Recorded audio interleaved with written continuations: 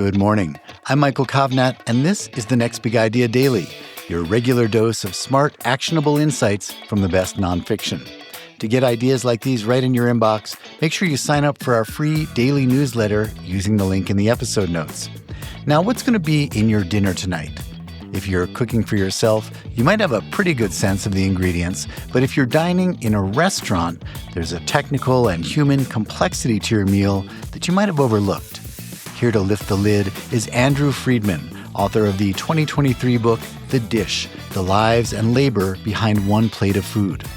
Andrew is the co-author of more than 25 cookbooks and host of the podcast Andrew Talks to Chefs. He's also an adjunct professor at the Culinary Institute of America, and he joins us now to share 5 of his big ideas. Hi, I'm Andrew Friedman. I'm a Brooklyn, New York-based writer and broadcaster specializing in chefs, cooks, and kitchen culture. My new book, The Dish, looks at all the key people whose lives and work come together on one plate of food, a meat course of dry-aged strip loin with tomato and sorrel at a tasting menu restaurant in Chicago, Illinois. I'm going to share with you 5 key insights from the book, all intended to help ensure that you never look at a restaurant meal the same way again. I'm treating these observations like a tasting menu, 5 individual ideas that complement and reinforce one another, all branching off the book's main intention, which I'll get to at the end. Insight number 1. Despite appearances to the contrary, most restaurant meals are priced lower than they should be. There's a well-known, decades-old anecdote about the late French chef Paul Bocuse. The story is one that people in the restaurant industry still share with one another and with their guests even today. And it continues to provoke laughter and knowing nods. Once, while Bocuse was visiting with a table of diners in his restaurant, a member of the party asked him, "Who's cooking our dinner while you're out here?" His response? "The same people who cook it when I'm back there," meaning in the kitchen. The story has abided for decades because it punctures a fantasy about professional kitchens, namely that the chef does all of the cooking. In reality, a chef, if they cook at all, only does it minimally. Most of their time is consumed managing the overall restaurant organism, coaching members of their team, tasting elements of various dishes as they are prepped by others throughout the day, and then orchestrating, referred to in a restaurant as expediting, all of the moving parts during service, meaning when guests are being cooked for and served.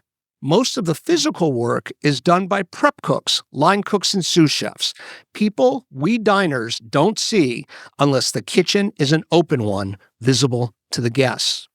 Beyond the restaurant, food, regardless of where it comes from, takes more people to grow or raise and then harvest and pack than you might expect.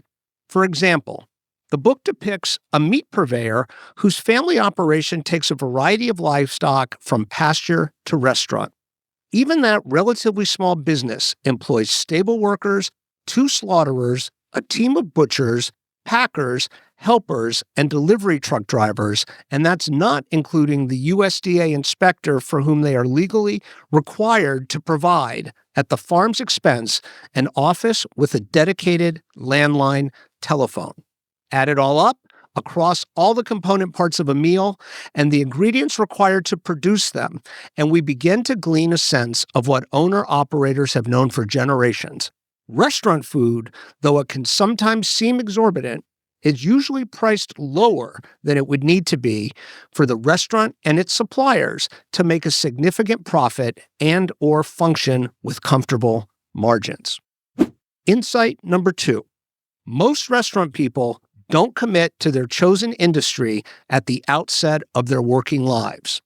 Even though we live in a time when chefs potentially can become celebrities and earn a lucrative living, the culinary trade retains much of its historical reputation, which is that of a dirty, low-paying, and unskilled occupation. Accordingly, young people, as they did back in the 1970s and 1980s, often meander a bit or even try one or more different fields altogether before they take the plunge and start working in or training for professional kitchens. In my book, we meet a former musician, a former aspiring photographer, and a few former wanderers who chose aimlessness over another profession until cooking sparked their imagination. In most cases, not just in the restaurant featured in the book, but universally, a cook in waiting requires what I refer to as a portal, a restaurant job that excites and haunts them in a good way until, sometimes after a period of years, they realize that cooking is what they want to do. Oftentimes, the portal is a random job taken during high school or college to earn tuition or spending money that ends up unexpectedly activating somebody's inner cook. Another factor in delaying one's commitment to the pro kitchen, familial resistance, which I'm happy to report isn't as strong a headwind as it used to be. Of the characters in the book, only 2 experienced significant parental pushback to taking the kitchen path, though in one case it was especially harsh. The silver lining, it helped push the chef in question to prove her parents wrong and fuel her future success. Insight number 3. Sometimes the most seemingly straightforward jobs are the most complex.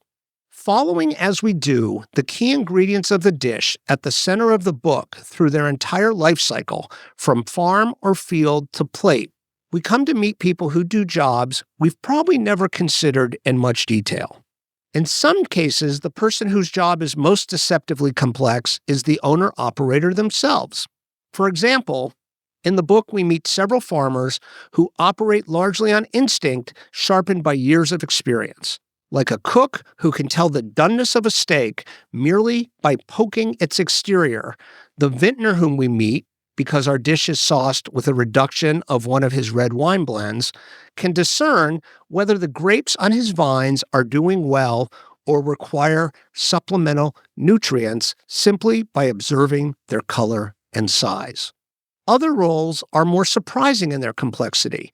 For example, we meet a delivery truck driver for one of the farms in the book. The book is set in Chicago, and what that driver has to endure in order to securely, if not always legally, park his truck at a variety of restaurants throughout the day in order to get the farm's food to them is the stuff of reality competition television shows. That he does it with good humor and aplomb, and without the aid of GPS or order fulfillment software impressed me no end.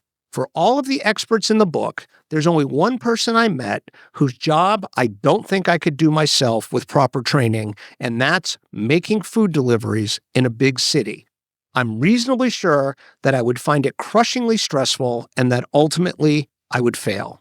Like most other specializations depicted in the book, delivering is one that suits certain personality types and temperaments and demands more skill than meets the eye. Insight number 4. Restaurants and farms, like people, comprise myriad intersecting systems. Again, the dish is told during a restaurant service.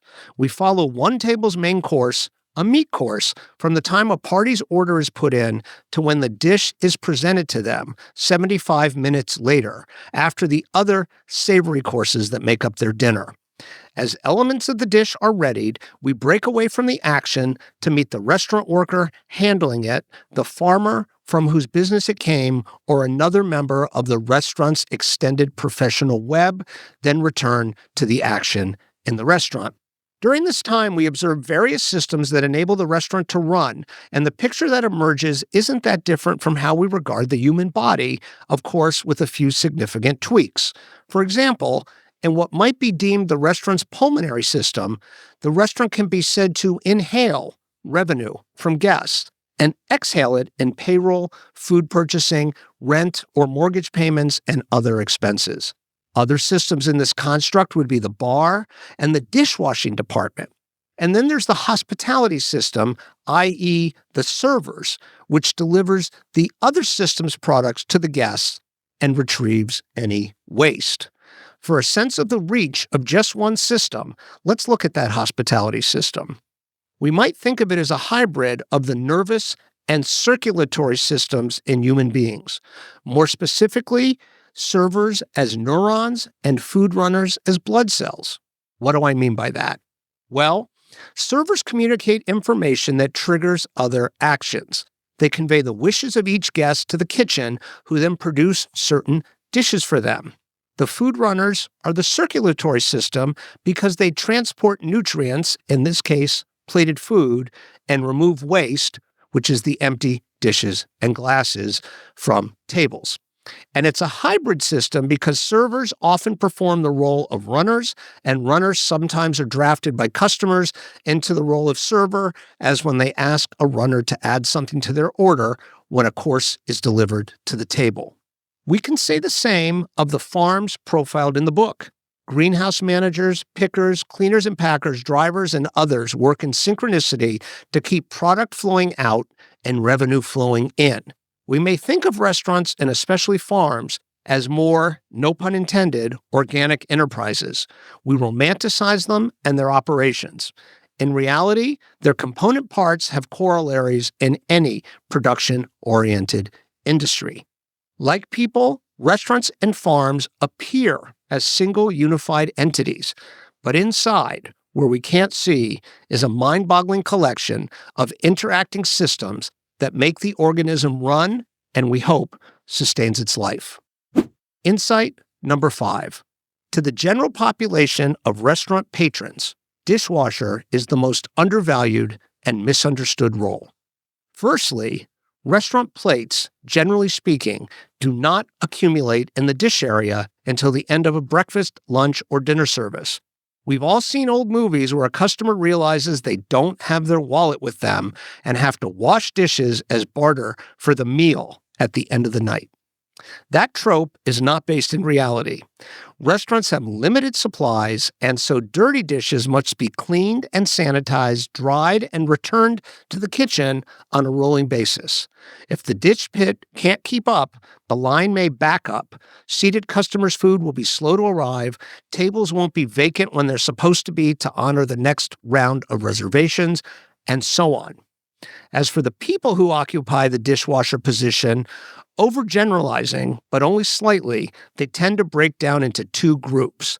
Those who are likely to spend their working lives in this role, and those for whom it's a portal to the kitchen life.